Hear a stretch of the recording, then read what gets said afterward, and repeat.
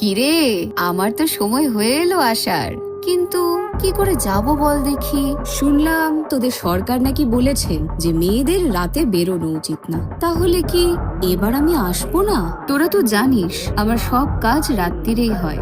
আর তোদের বাবা কি বলছে জানিস? বলছে আমি নাকি রাগ কন্ট্রোল করতে পারি না, কোনো অধর্মকে মেনে নিতে পারি না, রেগে গেলেই তো দেব গলায় খানাটা বসিয়ে। যাই হোক, তোরাও তো জানিস আমার রাগ কেমন, সামলে থাকিস কিন্তু। তোদের দেশে যা অসুরের ছড়াছড়ি হয়েছে, আমাকে তো এবার আসতেই হবে। তাহলে রেডি তো?